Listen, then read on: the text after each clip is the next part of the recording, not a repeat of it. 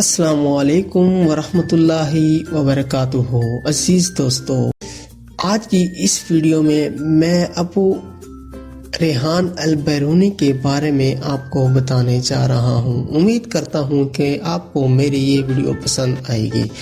نئے آنے والے تمام دوستوں سے التماس ہے کہ وہ میرے چینل کو سبسکرائب لازمی کریں اور ساتھ ہی بیل کے آپشن پر لازمی کلک کریں تاکہ وہ میری آنے والی مزید تمام ویڈیوز پر وقت موصول کر سکیں۔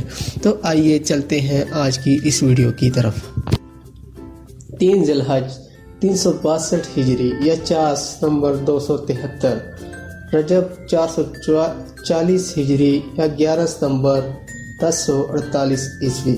محمد بن احمد الخوارزمی البیرونی بہت بڑا مسلمان سائنسدان، ماہر ریاضیات و تاریخ و لسانیات اور ریاضی و نجوم وسط ایشیا کی ریاست جنیوا خوارزم کے قصبہ بیرون میں پیدا ہوا۔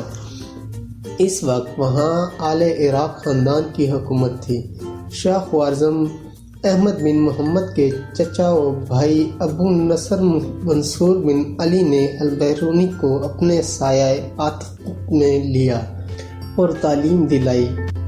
کچھ عرصہ بعد جب آل عراق کی حکومت ختم ہو گئی تو البیرونی ترک وطن کر کے جرجان کے حکمران قابوس بن شمگیر کے دربار میں آ گیا۔ 995 عیسوی میں البیرونی جرجان پہنچا اور پذیرائی حاصل کی۔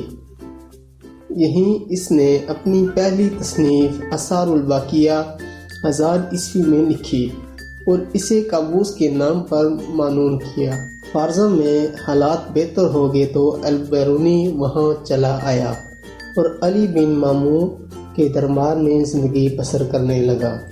یہیں اس کی ملاقات ابو علی سینا سے ہوئی۔ دونوں اپنے عہد کے عظیم دانشور تھے۔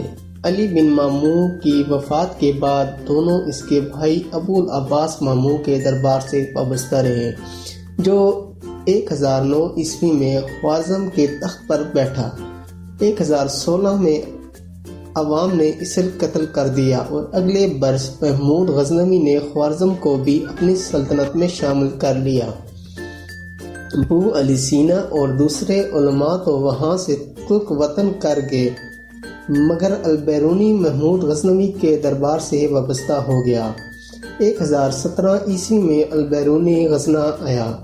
اگلے سال اس نے یہاں ایک رست خانہ قائم کیا اور 2 برس مطالعہ میں گزارنے کے بعد ہندوستان کی راہ لی۔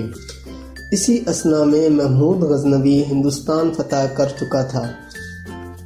البیرونی نے یہاں زیادہ تر وقت اجمیر میں گزارا۔ یہاں ہندوستان کے مشہور ہندو عالم اور پنڈت جمع تھے۔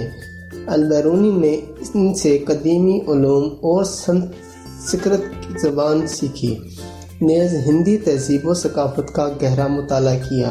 یہ وہ وقت تھا جب ہندوؤں کے علوم حاصل کرنا ناممکن خیال کیا جاتا تھا، مگر ہندو البیرونی کے ایسے گرویدہ تھے کہ اسے وہ ودیا ساگر علم کا سمندر کہنے لگے۔